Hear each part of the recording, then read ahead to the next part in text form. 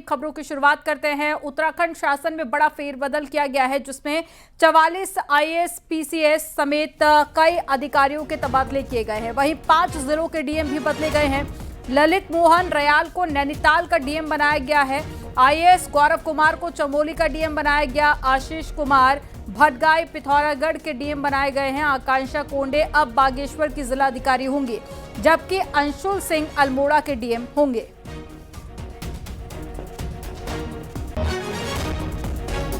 CM Pushkar Singh Dhami Pantnagar के GB Pant university में चल रहे किसान मेले में शामिल हुए। वहीं किसान मेले में लगे स्टॉलों का भी सीएम धामी ने जायजा लिया और वहां लोगों के साथ में संवाद भी किया। सीएम धामी ने कहा कि इस तरह के किसान मेलों से किसानों को काफी फायदा होता है। इस तरह के मेले में किसानों को एक जगह पर कृषि से संबंधित सभी प्रकार की जानकारी मिल जाती है। वहीं कृषि विशेषज्ञों के साथ में बातचीत के जरिए किसान अपनी समस्याओं का भी समाधान करते हैं। सीएम धामी ने कहा कि सरकार का पूरा फोकस किसानों की हर समस्या का समाधान करने पर है। हम बहुत सारी योजनाएं किसानों के हितों के लिए चला रहे हैं, चाहे फार्म मशीनरी बैंक हो, एप्पल मिशन योजना हो, कीवी मिशन योजना हो, या अन्य कृषि के क्षेत्र में, हॉर्टिकल्चर के क्षेत्र में पॉली हाउस बनाने हों, वो सब हम काम कर रहे हैं दोनों क्षेत्रों के लिए। चाहे वो हमारा राज्य भौगोलिक रूप से जहाँ एक बड़ा भूभाग पर्वतीय क्षेत्र है, वहीं हमारा कृषि का बड़ा क्षेत्र, हमारा मैदानी क्षेत्र भी है। दोनों क्षेत्रों में चूँकि वहाँ की चुनौतियाँ, वहाँ की आवश्यकताएं, ज़रूरतें अलग अलग हैं, उसके अनुरूप भी हम राज्य के स्तर पर भी अपनी नीति बना रहे हैं। सीएम धामी के निर्देश के बाद में पीडब्ल्यूडी सचिव पंकज कुमार पांडे ने रविवार सुबह विभागीय अफसरों के साथ में माल देवता समेत शहर की सड़कों का निरीक्षण किया। इस दौरान उन्होंने पैचवर्क समेत आपदा में क्षतिग्रस्त हुए सड़कों के काम का भी जायजा लिया। आपको बता दें कि मुख्यमंत्री ने पीडब्ल्यूडी को दीपावली से पहले सड़कों को गड्ढा मुक्त करने के निर्देश दिए थे और फिर दोबारा शनिवार को हुई मीटिंग में सीएम ने पीडब्ल्यूडी को अलर्ट किया था।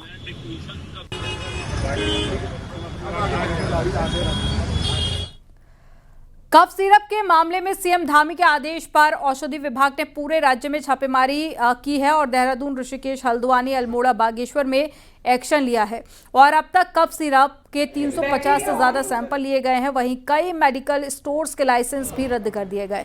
प्रदेश से इस वक्त जांच के लिए बड़ा अभियान भी चलाया जा रहा है, जिसकी मॉनिटरिंग स्वास्थ्य सचिव कर रहे हैं। स्वास्थ्य मंत्री का कहना है कि प्रदेश में अगले 1 महीने तक अभियान चलाएंगे।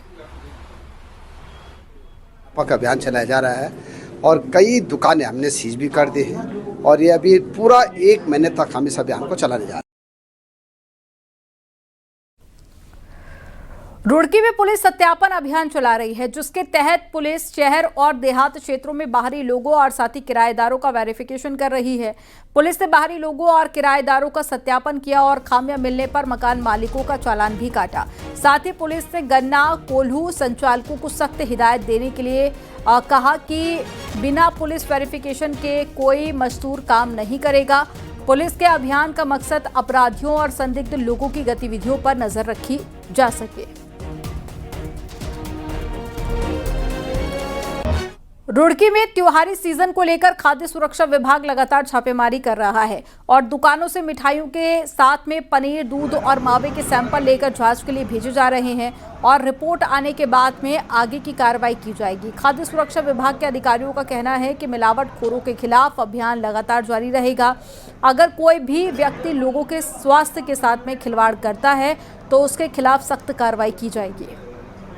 अभी तक 50 सुपर सैंपल हमने जांच कर लिए हैं, जिसमें कि फिलहाल 4 या 5 सैंपल अभी हमारे ऐसे जो सब स्टैंडर्ड लग रहे हैं, जिसमें स्टार्च की मात्रा लग रही है, उसको लीगल सैंपल ले रहे हैं। अभी बीच में हमने पनीर के भी बहुत बड़ी कार्रवाई की थी, जिसमें लगभग 4 कुंटल पनीर डिस्टर्ब भी किया था, जिसमें जो संदिग्ध लग रहा था, जिसमें कि रिफाइंड की मिलावट मौके में जो पाया गया है, रिफाइंड और स्पीड पाउडर पाया गया था, उसी को संदेह के आधार पर उसको डिस्टर्ब भी किया गया।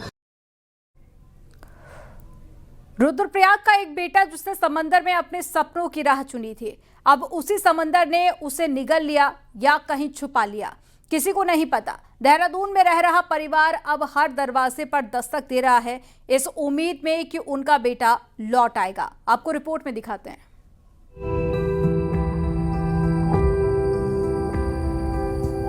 राजधानी देहरादून के पटेल नगर की संजय कॉलोनी में रह रहा परिवार घर का बेटा करणदीप सिंह राणा, जो मर्चेंट नेवी में सीनियर डेक कैडेट था, सिंगापुर से चीन जा रहे शिप से संदिग्ध हालातों में लापता हो गया।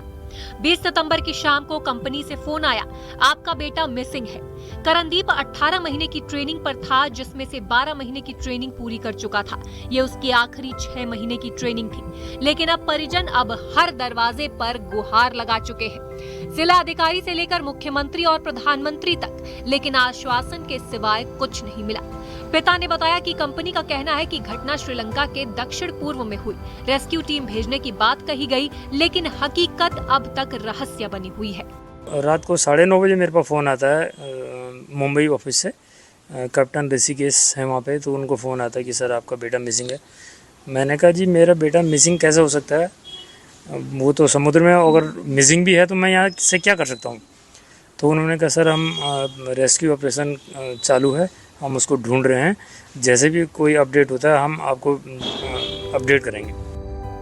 माँ की आंखों से आंसू थमने का नाम नहीं ले रहे। वो बताती हैं 20 सितंबर की दोपहर बात हुई थी, बेटा खुश था, बोला था कि सब ठीक चल रहा है, लेकिन उसी रात कंपनी का फोन आया कि बेटा जहाज से गायब हो गया।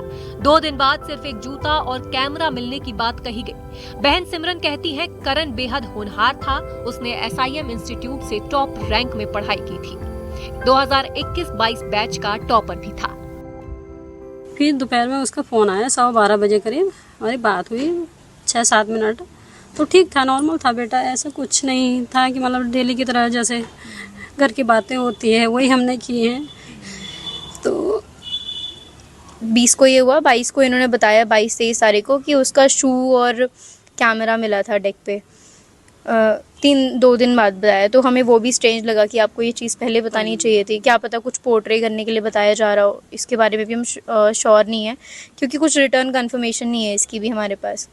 फिर बताया कि चीफ कुक ने देखा था लास्ट टाइम उसको डेक पे 5:45 बजे करीब। फिर वो जब 7 बजे तक उसने रिपोर्ट नहीं किया तो हमने उसको ढूंढना शुरू किया, नहीं मिला तो हमने MRCC को इन्फॉर्म किया। अब उस घर में सन्नाटा पसरा है, जहां करण के लौटने की उम्मीद हर रोज दरवाजे की ओर देखती है। समंदर ने एक बेटा छीन लिया और छोड़ दिया एक परिवार को बेसब्र इंतजार में। सपनों का जहाज अब खामोश है और एक माँ पिता की उम्मीद अब सिर्फ जवाब की आस में है। सतेंद्र बर्तवाल, न्यूज़ 18, देहरादून।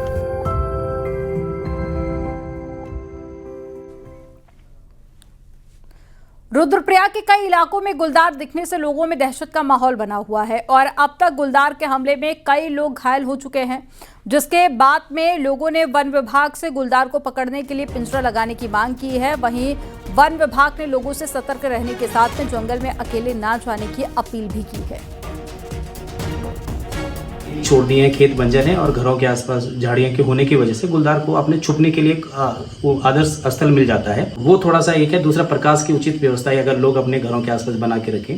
और महिलाएं खेतों में अगर जाती हैं तो वो शाम के टाइम, अंधेरे के टाइम पे ना जाएं, समय से अपना ये सा खेतों वाला काम निपटा लें और समूह में जाएं तो इन घटनाओं को रोका जा सकता है।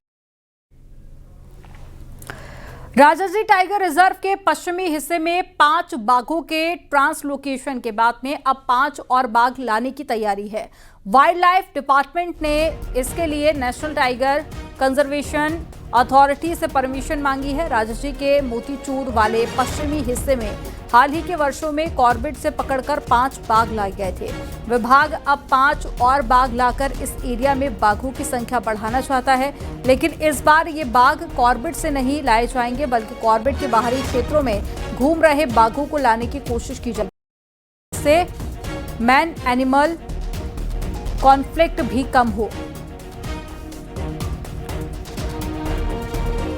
वो हमने ट्रांसलोकेशन की बात करें, वो राजाजी का पश्चिम दिशा में, क्योंकि पूर्व दिशा में तो टाइगर है, अभी हमने 5 कर दिए थे।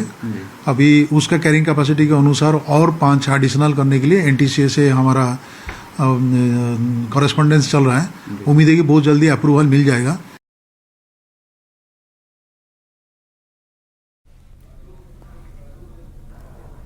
उत्तराखंड में शिक्षा विभाग 6000 पदों पर भर्ती करने जा रहा है। प्राइमरी स्कूल में टीचर से लेकर 4th क्लास के पदों पर होने जा रही भर्ती पर विपक्ष के साथ साथ एजुकेशन डिपार्टमेंट के कर्मचारी ही चुटकी क्यों ले रहे हैं, आपको बताते हैं।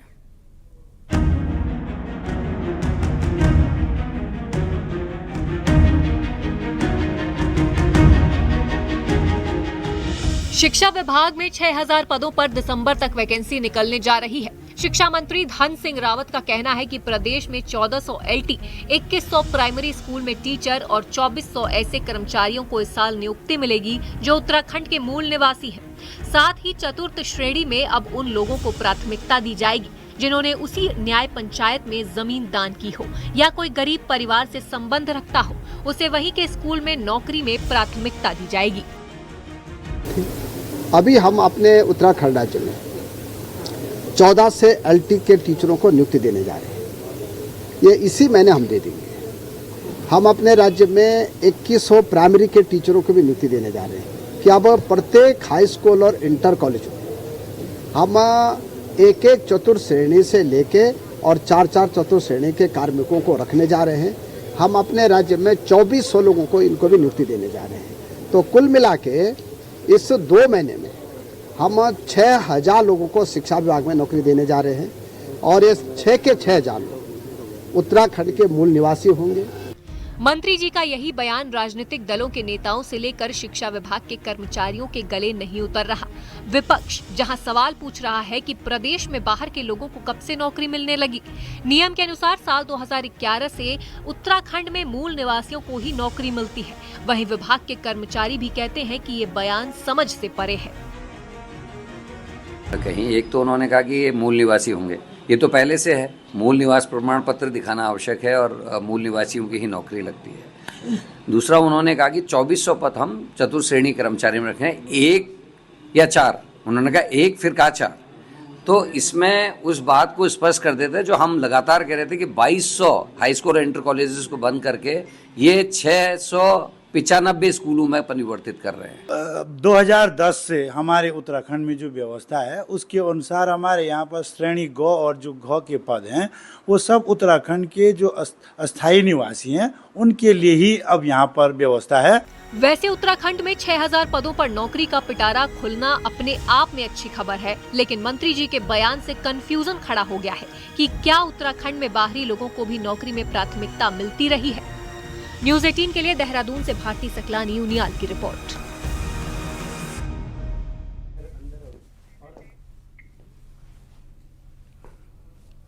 अल्मोड़ा के धौला देवी इलाके में पिछले 15 दिनों में से 7 लोगों की मौत से हड़कंप मचा हुआ है। 3 लोगों की वायरल फीवर से मौत होने की बात सामने आई है, जिसमें से एक युवक की मौत चौखुटिया में हुई है, जबकि 4 बुजुर्ग लोगों की मौत की वजह भी साफ नहीं है। स्वास्थ्य विभाग गाँव में कैंप लगाकर लोगों का इलाज कर रहा है, वहीं गांव के जल स्रोत की भी जांच की जा रही है।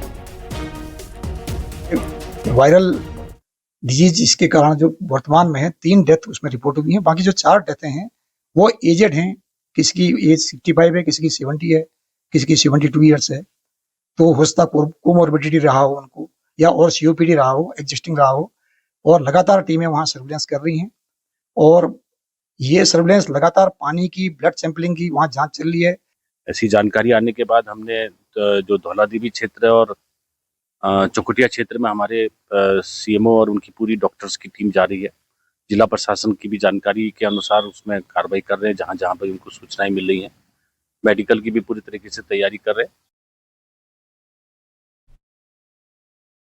हरिद्वार के कांगड़ी गांव के सोमेश्वर महादेव मंदिर में एक चोर ने चोरी की है। चोर की ये करतूत CCTV कैमरे में कैद हो गई। तस्वीरों में देखा जा सकता है कि चोर मंदिर में आता है और पूजा करने का नाटक करता है और थोड़ी देर बाद में युवक देखते ही देखते पीतल का नाग और घंटी जैसी तमाम कीमती धातुओं को बैग में रखकर रफू चक्कर हो जाता है। मंदिर समिति ने थाने में शिकायत दर्ज की है। पुलिस चोर की तलाश कर रही है।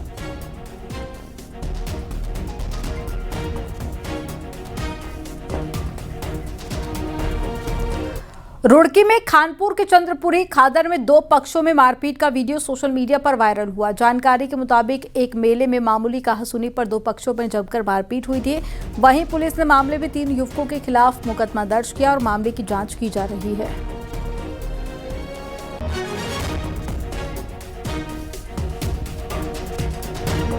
भारत सरकार के नीति आयोग ने उत्तराखंड में लगातार कम हो रही कृषि भूमि को लेकर चिंता जाहिर की है।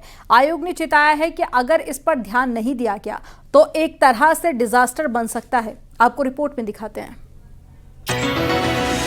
सरकारी आंकड़ों के मुताबिक उत्तराखंड की 50% आबादी आजीविका के लिए कृषि पर निर्भर है। बावजूद इसके पिछले 24 सालों में उत्तराखंड में 2 लाख हेक्टेयर कृषि लैंड कम हो गई है और इसका असर राज्य के अर्थव्यवस्था पर भी देखने को मिल रहा है। पर्यटन और उद्योग की तुलना में अर्थव्यवस्था में कृषि का योगदान सिकुड़कर मात्र 10% रह गया है और नीति आयोग ने इस पर गंभीर चिंता जताई है। नीति आयोग का कहना है कि इसे रोका नहीं गया तो आने वाले समय में राज्य के लिए एक डिजास्टर बन सकता है। राज्य गठन के समय प्रदेश में 7,69,000 हेक्टेयर कृषि भूमि थी, जो साल 2022-23 में घटकर करीब 5,68,000 रह गई है, यानी कि करीब 2 लाख हेक्टेयर कृषि भूमि घट गई है। लोग जमीन को छोड़ कर आ रहे हैं और वो फैलो लैंड हो रही है। जो पहाड़ों की ज़मीन होती है उसको लगातार मेंटेन करना पड़ता है। बारिश आ गई, वो बंद टूट जाएगा, बह जाएगी। उसकी कांस्टेंट यदि आप मेंटेनेंस नहीं करते तो आने वाले समय में एक बहुत बड़ा डिजास्टर हो सकता है। कृषि मंत्री गणेश जोशी का कहना है कि कृषि भूमि जरूर कम हुई है, लेकिन हम आधुनिक तकनीक का इस्तेमाल कर फसलों का उत्पादन बढ़ा रहे हैं। यही कारण है कि लैंड कम होने के बाद भी उत्पादन पहले की अपेक्षा 3 लाख टन बढ़ा है। हालांकि उनके इस जवाब से नीति आयोग इत्तेफाक नहीं रखता। हमारा खेती का क्षेत्रफल जो है 2 लाख हेक्टेयर कम हुआ है, लेकिन हमारा उत्पाद 3 लाख टन बढ़ा है। ये इस बात का मतलब है कि एग्रीकल्चर के क्षेत्र में हमारी सरकार, हमारे किसान बेहतर काम कर रहे हैं। आज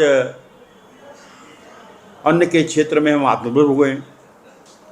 आज हॉर्टिकल्चर के क्षेत्र में विशेषकर आज हिमाचल व कश्मीर के बाद हम तीसरे स्थान पर हैं। प्रोडक्टिविटी का इंक्रीज जो एरिया की कमी है उसको कॉम्पनसेट नहीं कर सकता। ओके, और आप उसे होने भी कौन दोगे? वो तो सबसे इजी है उसे मेंटेन करना।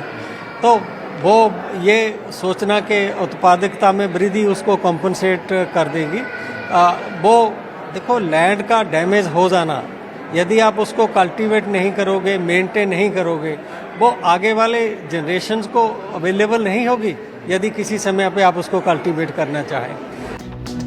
बहरहाल कृषि लैंड का कम होना पौड़ी और अल्मोड़ा जैसे जिलों में साफ तौर पर देखा जा सकता है, जहां सबसे अधिक पलायन हुआ है। नीति आयोग का कहना है कि खेती किसानी से लोगों का पलायन ना हो, इसके लिए सरकार को इसके कारण और समाधान दोनों पर गंभीरता से फोकस करना चाहिए। न्यूज़ 18 के लिए देहरादून से सुनील नप्रभात की रिपोर्ट।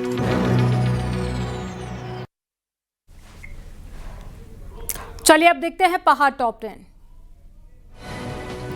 हरिद्वार के बैरागी कैंप में शुरू की गए पार्किंग का ट्रैवल कारोबारियों और GMOU बस संचालकों ने विरोध किया। सिंचाई विभाग के खिलाफ जमकर नारेबाजी की गई। रुड़की में नगर निगम हॉल में एक यूट्यूबर की बर्थडे पार्टी सेलिब्रेशन का वीडियो सोशल मीडिया पर वायरल हो रहा है। मंच पर लड़कियों ने अश्लील डांस किया। उत्तरकाशी में बेशकीमती मेढा और पंजा जड़ी बूटी के साथ में पुलिस ने 2 तस्करों को गिरफ्तार किया है, जिनके कब्जे से 152 किलोग्राम मेढा और 15 किलोग्राम पंजा जड़ी बूटी बरामद की गई। हरिद्वार के ब्रह्मपुरी इलाके की रेलवे लाइन के पास में कूड़े के ढेर में एक नवजात मिला है। लोगों ने नवजात को अस्पताल में भर्ती कराया, जहां डॉक्टरों ने उसे मृत घोषित कर दिया। उत्तरकाशी के डूंडा प्रखंड में सड़क 75 दिनों से बंद पड़ी है। सड़क को खोलने का काम शुरू हो गया है। न्यूज़ 18 की खबर दिखाए जाने के बाद काम शुरू हुआ। रामनगर में पर्यटकों और स्थानीय लोगों के लिए हीटो ऐप लॉन्च किया गया है। ये एप्लीकेशन उत्तराखंड सरकार से रजिस्टर्ड है। विकासनगर में हर घर स्वदेशी घर घर स्वदेशी अभियान के तहत सम्मेलन का आयोजन किया गया। कार्यक्रम में कैबिनेट मंत्री गणेश जोशी ने जनता से स्वदेशी उत्पादों के इस्तेमाल की अपील की। उत्तराखंड कांग्रेस प्रदेश अध्यक्ष करण माहरा ने केंद्र सरकार पर RTI एक्ट को कमजोर करने का आरोप लगाया। पौड़ी के दुगड्डा ब्लॉक के जमरगड्ढी गांव पहुंचे वित्त सचिव दिलीप जावरकर ने ग्रामीणों से समस्याओं को जाना। हरिद्वार के निरंजनी अखाड़े पहुंचकर बीजेपी युवा मोर्चा के नवनियुक्त प्रदेश अध्यक्ष विपुल मेंदोली ने महंत रविंद्रपुरी से मुलाकात की और आशीर्वाद लिया। उत्तराखंड में एक ऐसी आदिम जनजाति रहती है जिनका वजूद धीरे धीरे खत्म हो रहा है। आदिम राजवी नाम की ये जनजाति दुनिया की उन जनजातियों में शुमार है जिसकी संख्या लगातार कम हो रही है। ऐसे में अब इस जनजाति को मुख्य धारा में लाने की कोशिश भी तेज होने लगी है। आपको रिपोर्ट में दिखाते हैं।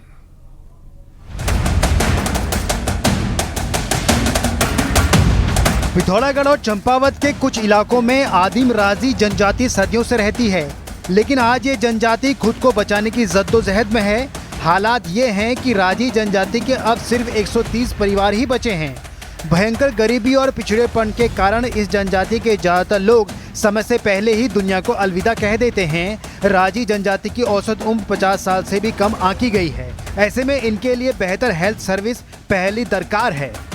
डेथ रेट बढ़ रही है और पॉपुलेशन कम हो रही है, तो ये एक बड़ा कारण है। पॉपुलेशन घट रही है तो राजी जनजाति का लुप्त होना जारी है। ये मतलब पॉपुलेशन रेट कम हो रहा है तो और ऐसा इन्हें एम्प्लॉयमेंट नहीं है।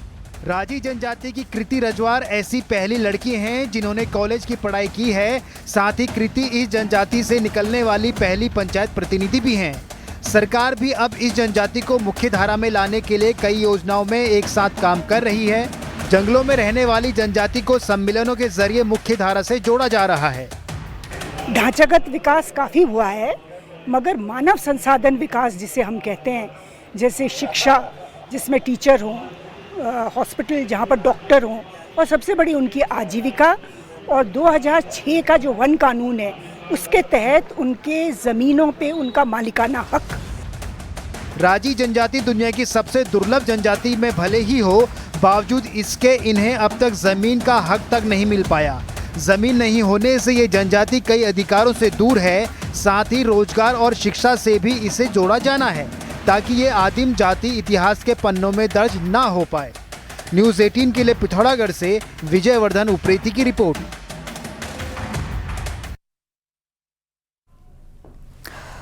और अब एक बेहद दिलचस्प खबर। 48 साल से चल रही देहरादून के प्रसिद्ध मच्छी बाजार में एक चिकन शॉप पर मां बेटी की जोड़ी ने ताला लगवा दिया और इसकी वजह से आसपास के व्यापारी बेहद खुश हैं।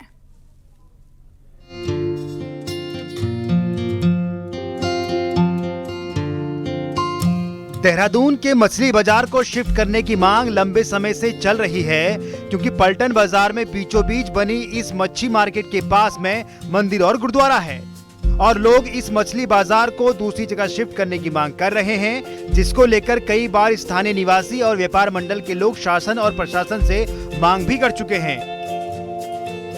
लेकिन इन दुकानों को हटाना प्रशासन के लिए कई सालों से मुश्किल हो रहा है। ऐसे में 1977 से चल रहे चिकन शॉप को मां बेटी की जोड़ी ने बंद कर दिया है और दुकान के बाहर बकायदा बोर्ड लगाकर इसका कारण भी बताया है। दरअसल इनके दादा और पिता चिकन शॉप का होलसेल व्यापार करते थे, लेकिन माँ और बेटी राधा रानी की भक्त थी। मथुरा के एक संत के प्रवचन से ये इतनी प्रभावित हुई कि अपना पुश्तैनी काम ही छोड़ दिया और दुकान बंद कर दी।